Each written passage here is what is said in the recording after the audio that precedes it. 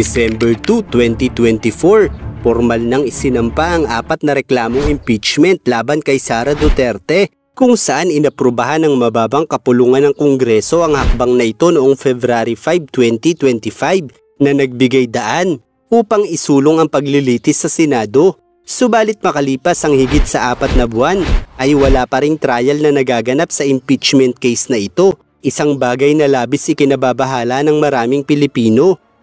Ang daming dahilan ng Senado para sa delay ng impeachment.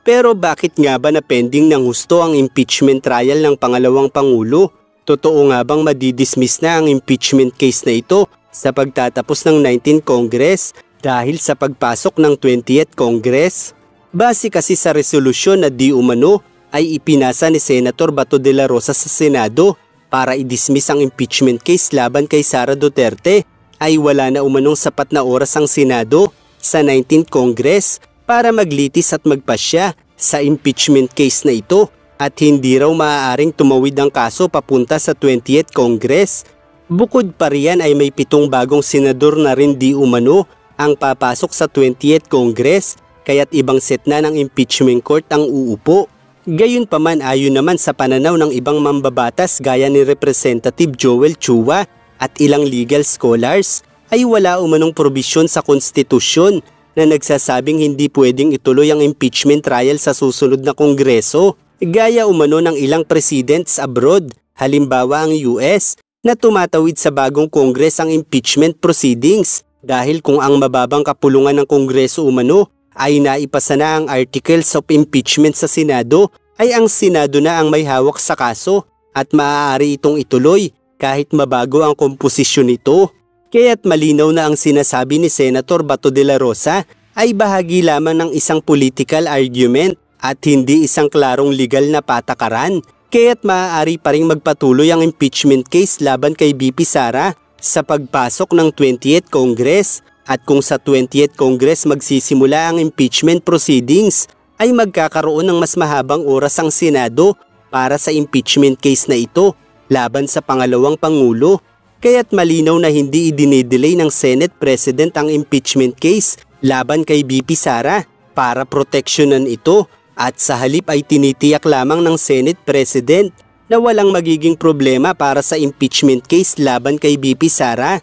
Dahil kung minadali at sinimula ng impeachment proceedings sa 19th Congress at itutuloy ito sa 20th Congress, ang pagbabago sa komposisyon ng impeachment court dahil sa mga bagong senador ay maaaring magdulot ng issue sa Korte Suprema tungkol sa legalidad at patas na paglilitis, kaya't mas mainam lamang na sa 20th Congress na lang simula ng impeachment proceedings dahil sa mga bagong senador na magsisilbing hukom sa impeachment court. Dahil sa paraang ito, ang lahat ng kasali ay magkakaroon ng patas na partisipasyon mula sa simula ng proseso at hindi magagamit ang issue tungkol sa legitimacy ng mga bagong senador sa impeachment court, at hindi rin magiging issue sa Korte Suprema na minamadali ang proseso, kaya't mas malaki ang tsansa na mas masusing mapag-aralan at mapagdesisyonan ng Senado ang kaso ng walang pressure ng time constraints. Kaya't ang tila pagde-delay ng Senate President sa impeachment case na ito ay hindi maituturing na pagkampi sa pangalawang Pangulo. Sa halip, ang ginawa lamang ng Senate President ay tinitiyak nito na magiging maayos ang proseso. Kaya't sa katunayan ay mas malaking problema ito para sa pangalawang Pangulo dahil mas mahihirapan ng kanilang kampo na gumawa ng mga reklamo sa sandaling magsimula sa 20th Congress ang paglilitis para dito. Kaya't hindi dapat mabahala ang mga Pilipino na nagnanais malaman kung sino si Mary Grace Piatos at ang mga dabarkads nito na di umano ay nagwaldas ng pondo ng gobyerno, dahil maaari pa ring umusad ang impeachment case sa pangalawang Pangulo, at sa pagkakataong ito ay mas malinis at mas mahirap patatahimikin ng Duterte supporters ang impeachment case na ito dahil tiniyak ng Senate President na wala itong lalabagin sa pag-usad ng proseso, kaya't huwag agad maniwala sa mga nagsasabing pinagtatakpan ng Senate President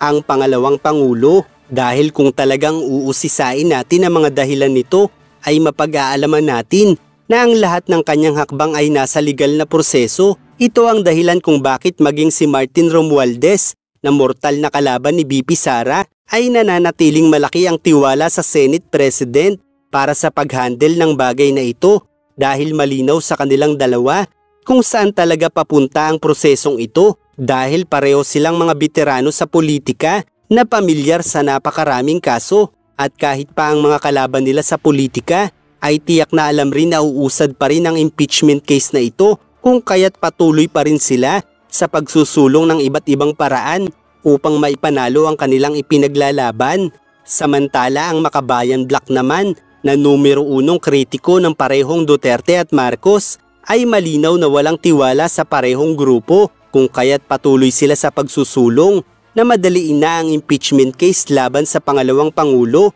isang bagay na mas mag-aangat sa kanilang partido sa mata ng mamamayang Pilipino dahil ang patuloy nilang pagrereklamo ay humahantong sa pagdududa ng mga tao na pinagtatakpan ng Senate President ang pangalawang Pangulo at ipinababatid na tila walang pakialam ang kasalukuyang Pangulo. Gayunpaman ay malinaw na ang anak mismo ng Pangulo ang sinasabing kauna-unahang kongresista ang pumirma sa reklamo laban sa pangalawang Pangulo kung saan si Sandro Marcos ay humingi pa ng payo sa kanyang ama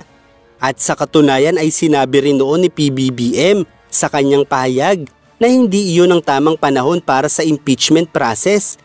But I still think that now even if Congress is mandated to process this, Congress doesn't have the House doesn't have a choice, and the Senate doesn't have a choice once these impeachment complaints are filed. But I don't think that now is the time to go through that. So, paubayan na muna natin sa ating... Dahil nga panahon iyon ng kampanya na nangangahulugang magpapalit ng mga senador at kongresista na malinaw na makaaapekto sa impeachment process laban sa pangalawang Pangulo, kaya't malinaw na hindi talaga tutol si PBBM sa impeachment case na ito maliban na lamang sa timing para mas maging epektibo. At si Chis Escudero, bagamat maituturing na neutral sa pagitan ng mga Marcos at Duterte, ay hindi naman maitatanggi ang tapat na kooperasyon nito para sa kasalukuyang Pangulo. Kaya't kung ako ang tatanungin mo, ang ginagawa ni Chis Escudero ay isang bagay na mas tumutugma sa pananaw ng kasalukuyang Pangulo, kung kaya't nais ni Chis Escudero na sa July na simula ng impeachment case laban sa pangalawang Pangulo.